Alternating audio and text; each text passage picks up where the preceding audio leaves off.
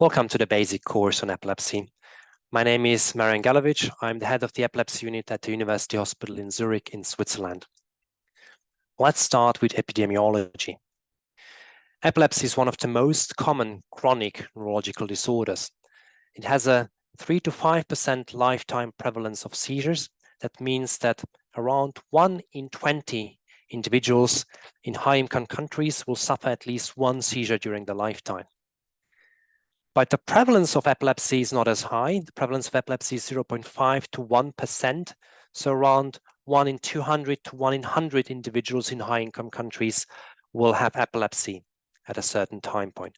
That also shows you that not all seizures qualify as epilepsy. I'll explain this a bit later. The incidence of epilepsy has this U-curved shape. The incidence is highest in neonates and children. Then there's this plateau between the ages of around 20 to 60.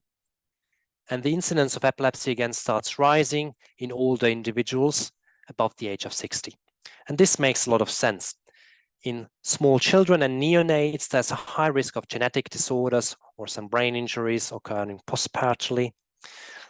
So these may be causes of epilepsy occurring at this age. Then it sort of stabilizes in adulthood. And again, in older adults, the incidence of epilepsy starts increasing because of accumulating brain injuries like strokes or bleedings or brain tumors or dementia that may be causing epilepsy in these cases. The definition of a seizure is a transient occurrence of signs and/or symptoms due to abnormal, excessive, or synchronous neural activity in the brain. And this is illustrated by a seizure here in a child with childhood absence epilepsy. So at the beginning on the left here, there's relatively normal brain activity that is interrupted by this interictal or ictal epileptiform discharges, which are generalized in this case, and these are causing symptoms. And the cause of these epileptic discharges is excessive and synchronous neural activity in the brain. And after the seizure, the activity in the brain again normalizes. It's important to distinguish between acute symptomatic seizures versus epilepsy. Acute symptomatic seizures do not qualify as epilepsy because acute symptomatic seizures are provoked seizures. And they may be provoked by different things, for example, acute brain disorders. And these could be an acute brain bleeding or an acute stroke, acute brain infection, inflammation, and so on. But also metabolic derangements like low blood sodium level or like a low blood sugar level may provoke seizures. Alcohol withdrawal or benzodiazepine withdrawal may also be causing seizures. And some toxic substances may also cause seizures.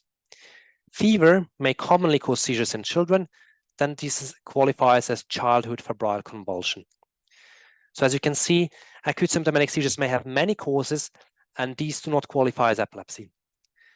Below here, I've described a couple of triggers. Why do I call them triggers? Because these triggers usually do not cause seizures in people who do not have epilepsy. So a mild to moderate sleep deprivation or photic stimulation usually does not cause seizures in people who do not have epilepsy. But on the other hand, they may trigger a seizure in a person who has epilepsy. Again, this is distinguishing acute symptomatic seizures versus epilepsy. Acute symptomatic seizures are very common in our clinical practice, and they may even be more common than actual seizures caused by epilepsy. So let's start with epilepsy. Epilepsy is a chronic disease that is characterized by unprovoked, that means spontaneous seizures. And causes of epilepsy are lesions, but these are typically old lesions like an older stroke. There may be also genetic causes for epilepsy, or in some cases, the seizure cause may be unknown. And usually in epilepsy, long-term treatment is required. In contrast, acute symptomatic seizures are provoked seizures and are typically a temporary issue while this provoking factor is occurring. And causes are typically acute brain disorders like an acute stroke or like an acute bleeding. There may also be metabolic or toxic causes, or they may be caused by inflammatory or infectious causes. Frequently, no treatment is required, or if we decide to start treatment, treatment is typically short-term. So how is epilepsy defined? The conceptual definition of epilepsy says that epilepsy is an enduring predisposition to generate epileptic seizures. And then epilepsy is a condition characterized by the neurobiological, cognitive, psychological, and social consequences. But this is quite an abstract definition. So a more practical definition says that epilepsy diagnosis can be made if you have at least 2 unprovoked seizures that are at least 24 hours apart. And the emphasis is on unprovoked seizures. So acute symptomatic seizures that are provoked do not classify or qualify as epilepsy. In some cases, you can even make the diagnosis of epilepsy after a first unprovoked seizure if you have a high recurrence risk of later seizures. And this has been defined as a recurrence risk of at least 60%. As an example, in a patient with a stroke or tumor on CT and MRI, which is typically an old stroke that is causing the seizure, you may already make the diagnosis of epilepsy. Or if you have a first unprovoked seizure and you detect interictal epileptic discharges on the EEG, you know that the recurrence risk is high, so you may also make the diagnosis of epilepsy. Diagnosis of epilepsy can also be made if you can diagnose an epilepsy syndrome. What are epilepsy syndromes? In 2022, the International League Against Epilepsy made a list and a classification of epilepsy syndromes, and these may be classified into focal epilepsy syndromes, into generalized epilepsy syndromes, and into syndromes with developmental and epileptic encephalopathies. And they are also characterized by the time of onset or the age of onset of seizures. And you can look up these lists and classifications of syndromes on the International League Against Epilepsy website. Let's move on to diagnosis of epilepsy. So the diagnosis of seizures and epilepsy is mainly a clinical diagnosis. And when we distinguish between different types of seizures, we typically talk about focal onset seizures, generalized onset seizures, and there are also seizures with an unknown onset or unclassified seizures. So for focal onset seizures, we may distinguish between seizures that are aware or seizures that may impact awareness, so seizures with impaired awareness. And there are also focal to bilateral tonic-clonic seizures. So here are the most commonly used terms outlined in red, and I also used the old terms that were used in the old classification of seizure characterization. So previously, focal aware seizures were called simple partial seizures. Focal impaired awareness seizures were called complex partial seizures, and focal to bilateral tonic-clonic seizures, that are seizures that start focally and spread to both hemispheres, were called secondary generalized tonic-clonic seizures. To illustrate it once again, here's an example. So this is a seizure focus, and the seizure starts in a certain part of the brain, and then it sort of spreads into both, so it spreads into different parts of the brain, and it also may spread to certain areas in the contralateral hemisphere. So this is a focal onset seizure.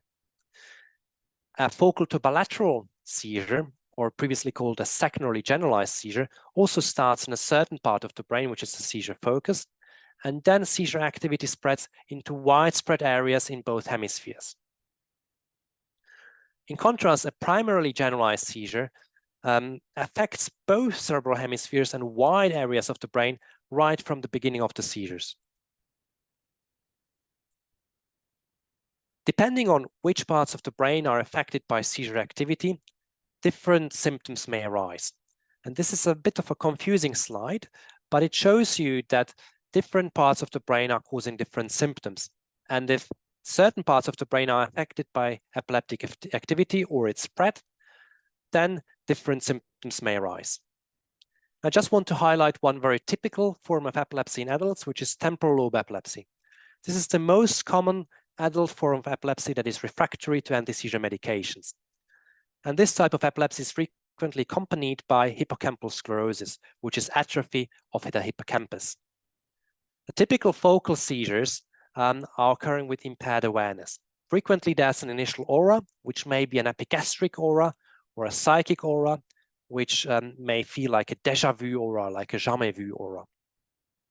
Following that, sometimes there occurs impaired awareness, which may start as emotionless stare, There may be oral automatisms like lip smacking or manual automatisms like fidgeting with the hands. There may also occur dystonic posturing of a hand or of an arm. And sometimes, occasionally, these seizures progress from focal to bilateral tonic-clonic seizures. A typical duration of the seizure is 1 to 2 minutes. It is also very important to distinguish epileptic seizures from potential differential diagnosis. And so here I distinguish between hardware problems of the brain and software problems of the brain. So hardware problems are either electric problems, then that's an epileptic seizure, or it may be a syncope, which is a problem of brain perfusion. But in some cases, the structure and function of the brain is generally okay, but there's a software problem. It's like a wrong program that's running in the brain, and this may be causing functional seizures. Previously, they were called psychogenic non-epileptic seizures or dissociative seizures. Here's a helpful table to distinguish between convulsive epileptic seizures, functional seizures, and syncope. Some seizures may have triggers. Functional seizures may be triggered by the presence of an audience. And syncope, some types of syncope may be triggered by orthostatic occurrences like standing up or by a Valsalva maneuver. Epileptic seizures and convulsive epileptic seizures and syncopes are frequently not distractible, but functional seizures may have mild over to severe distractibility. The duration of epileptic seizures is frequently between 30 seconds to 2 minutes. In contrast, syncopes are relatively short, less than 1 minute. But functional seizures may have a very variable duration, and some of the seizures may be very long, longer than 2 minutes, and they may have a duration of even several hours. The eyes during convulsive epileptic seizures are typically open, and sometimes version of the eyes to one side may occur. In functional seizures, in contrast, the eyes are typically closed, and the eyes may be even actively closed when we try to open them during evaluation. In syncope, the eyes may be open or turned back. There may be some confusion following convulsive epileptic seizures, whereas this is quite variable in functional seizures. And following syncope, there's typically no confusion or only a confusion for a couple of seconds following syncope. Clonic movements during convulsive epileptic seizures are typically affecting the arms and legs with the same frequency, whereas these are quite uncoordinated in functional seizures or syncope. Functional seizures also typically have a waxing of and waning of semiology. So the symptoms during seizures may get worse over time, then they may get better, then they may get worse again and better, and so on. The number of clonic movements in convulsive epileptic seizures is relatively high, typically above 20.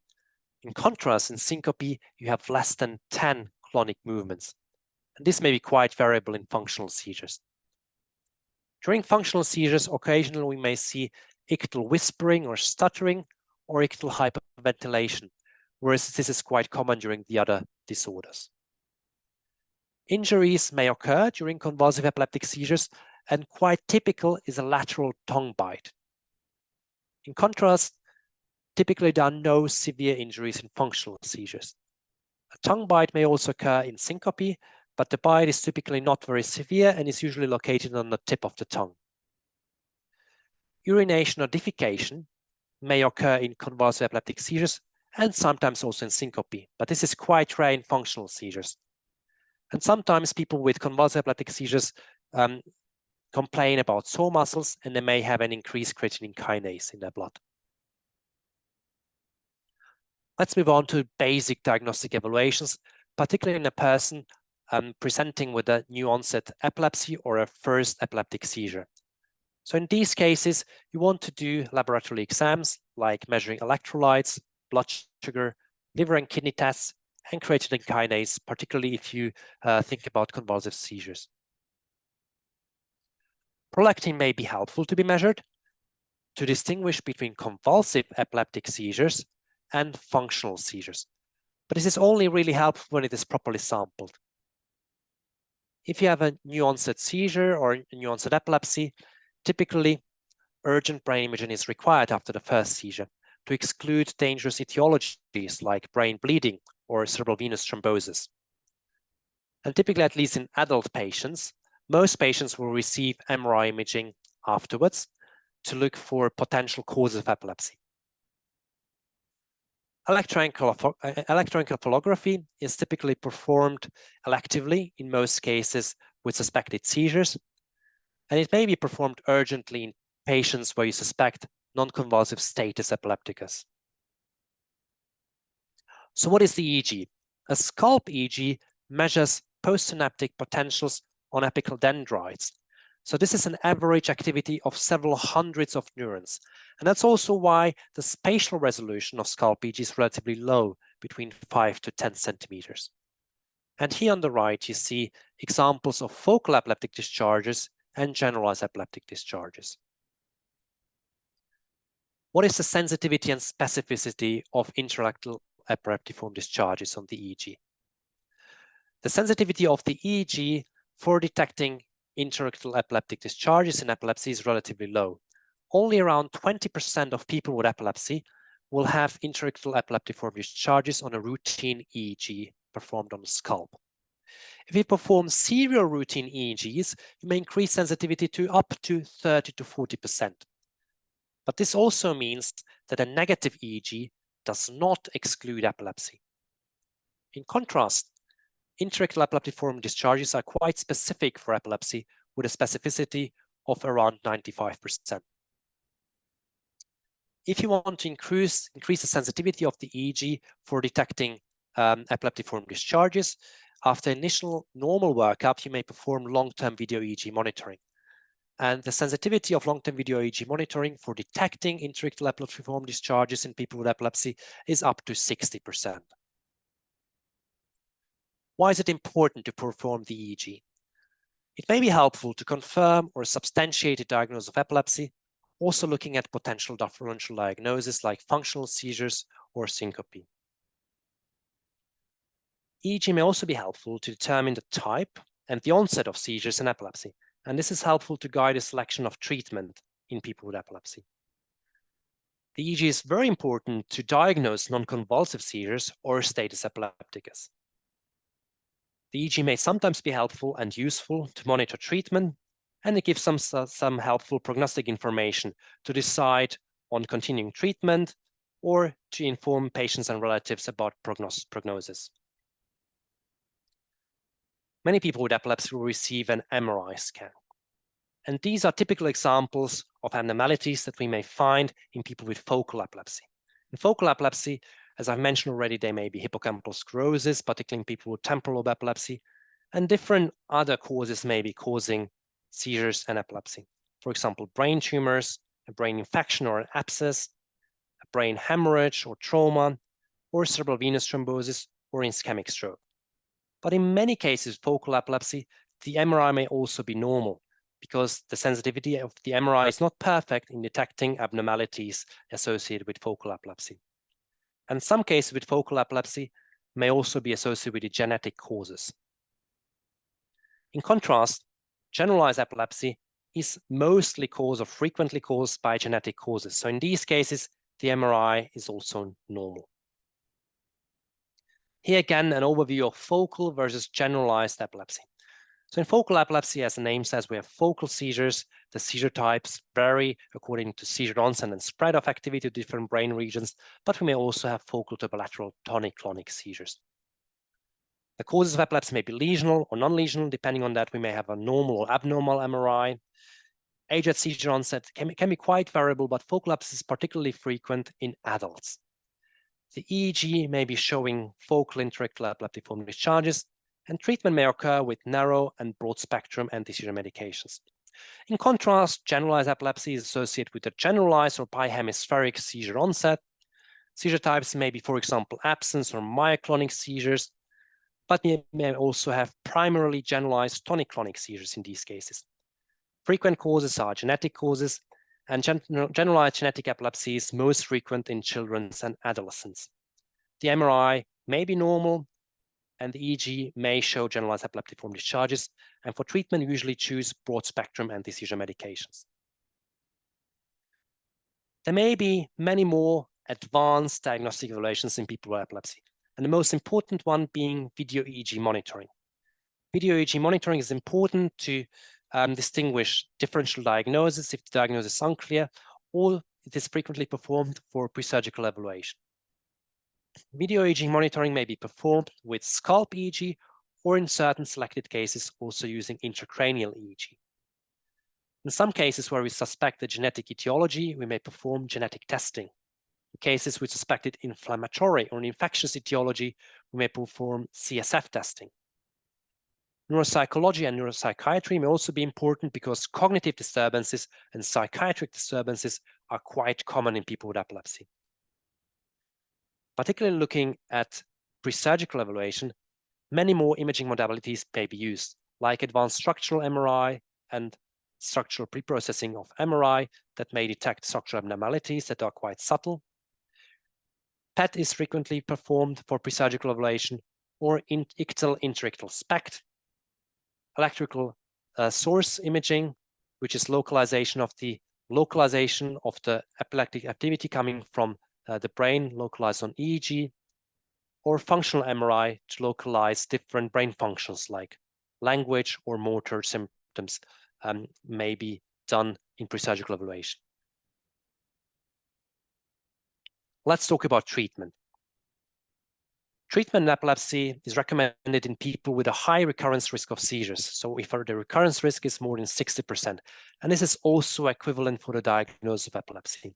And it's also recommended if seizures have an impact on people and if there is a risk of injuries. So overall, most people with epilepsy will actually receive treatment with anti-seizure medications. And here again, treatment algorithms distinguishing between treatment of epilepsy and treatment of provoked seizures, of acute symptomatic seizures. So in epilepsy, we usually want to do a start low, go slow procedure. So when a diagnosis is made, we usually want to slowly up titrate our medication to a certain target dose, and then keep it on a certain maintenance dose and try to get the patient seizure free. In contrast, in people with acute symptomatic seizures, treatment may not be necessary in all cases. But if treatment is necessary, usually we start quite aggressively and then reduce treatment quite quickly once the provoking factor is gone. So if necessary, short-term aggressive treatment may be needed. What about treatment of new onset epilepsy? So this is an example from German-speaking guidelines, which are mainly based on the SANAD studies, but different countries may have different guidelines for treating new onset epilepsy. So this is just an example. For focal seizures and focal epilepsy, the first choice recommended by these guidelines is lamotrigine, and the second choice is levetiracetam or lacosamide. In contrast, in genetic generalized epilepsies or in unclassified seizures, it is recommended to start treatment with sodium valproate, and second choice would be lamotrigine or levetiracetam. But in women of childbearing age, or in women in which pregnancy or conception cannot be excluded with certainty, sodium valproate is contraindicated because it's teratogenic. And in these cases, lamotrigine or levetiracetam should be preferred. But overall, treating people with epilepsy makes an individualized decision of anti-seizure medication treatment important. This is an example of pocket cards available on the International League Against Epilepsy website. On the first page, you have different seizure types, and based on a seizure type, there is a first choice, second choice, a third choice of treatment. If you turn the pocket card on the other side, you have different patient characteristics and patient comorbidities. So then, based on the patient characteristics and their comorbidities, you increase the level or decrease the level of the selected medications. So in other words, treatment is dependent on types of seizures being treated, but also on individual characteristics of a patient and their comorbidities to choose the optimal medication. So it's always an individualized decision. Here's another example of a treatment algorithm which we use here in Zurich. This is just an example, and it's quite confusing, but I'll walk you through this. So first of all, when a patient comes to our clinic, we decide whether the patient is seizure-free or not. If they are seizure-free, we ask ourselves, well, how long has the seizure-free interval been? If they've been seizure-free for a relatively long time, we may consider medication withdrawal.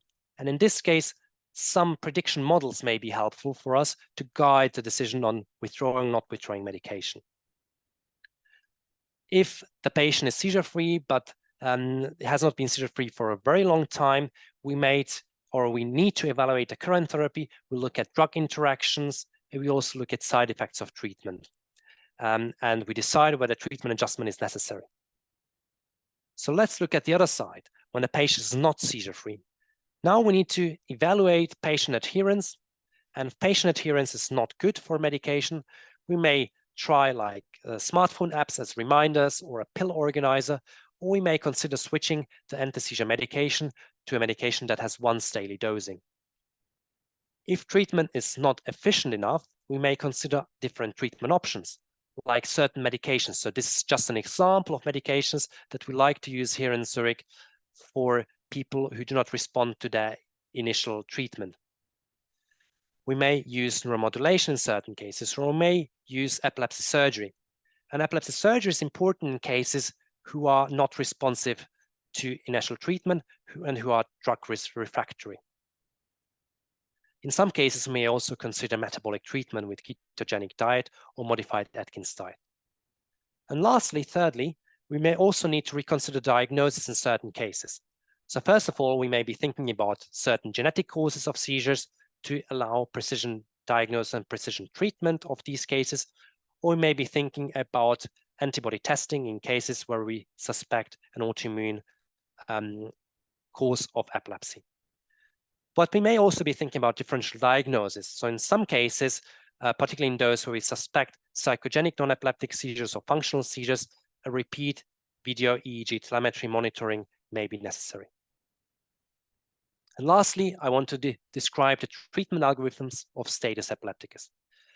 Status epilepticus is treated in stages. Stage 1 is early status epilepticus, which occurs between the first 5 to 10 minutes after the occurrence of the seizure. First of all, we want to prevent injuries in these cases, but we also want to start efficient treatment with benzodiazepines given IV, for example, lorazepam or midazolam. If seizures are not stopped and if they continue for 10 to 30 minutes, and these are convulsive seizures we are talking about, stage 2 is established status epilepticus. Established status epilepticus is treated with IV anti-seizure medications like levetiracetam, sodium valproate, or phenytoin or fosphenytoin. If seizures are still not stopped, we go on to stage 3, which is refractory status epilepticus, particularly if a status epilepticus has been going on for more than 30 minutes.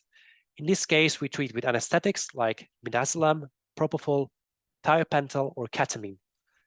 And these cases usually require intubation and a referral to intensive care unit. Let's move on to prognosis. So this is the prognosis of people with epilepsy becoming seizure-free after a new diagnosis of epilepsy. So if we treat people with epilepsy with a first anti-seizure medication, more than half of our cases will become seizure-free. If we try with a second treatment regimen, around 10 to 20 additional percent of patients will become seizure-free with this treatment regimen. But overall, we see that even with further treatment regimens, around 1/3 of our patients will not become seizure-free on anti-seizure medication.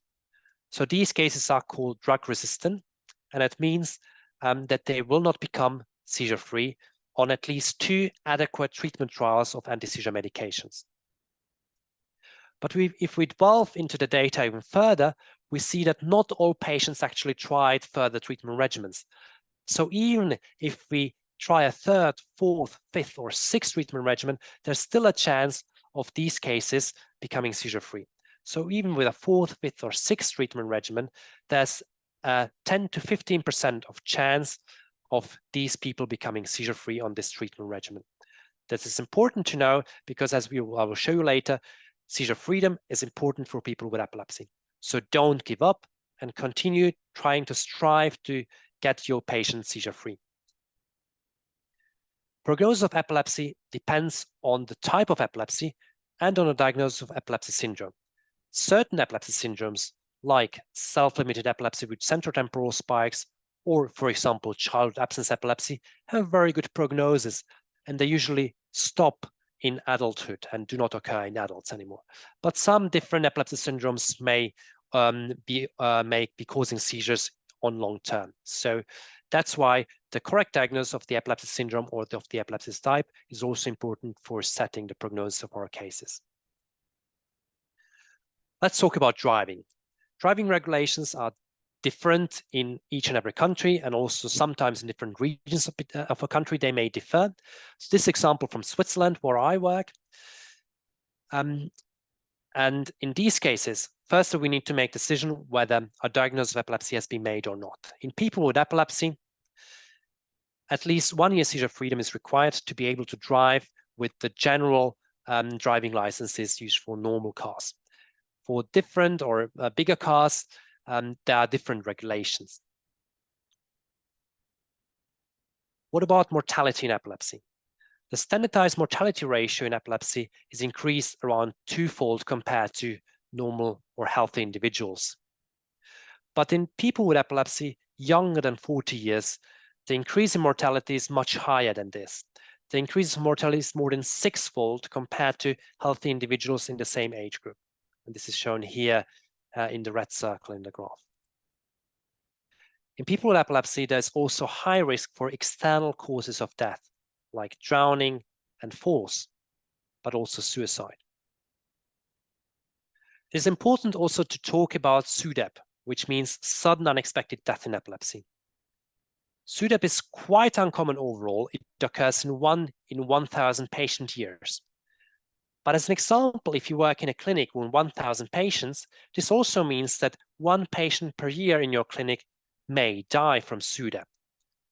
And SUDEP also frequently affects young individuals with epilepsy. And that's why it's overall the second most common neurological cause for lost years of potential life in the USA. So it's a big problem. SUDEP may also be preventable.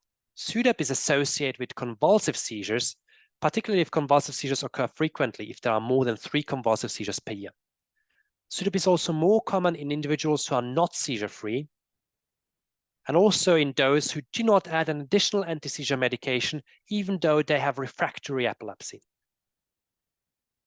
SUDEP can also be prevented by nocturnal supervision or by the use of a nocturnal listening device. Lastly, what about quality of life? And our treatment of epilepsy may have a big impact on quality of life in our patients. Particularly our patients who become seizure-free have the highest gains on quality of life.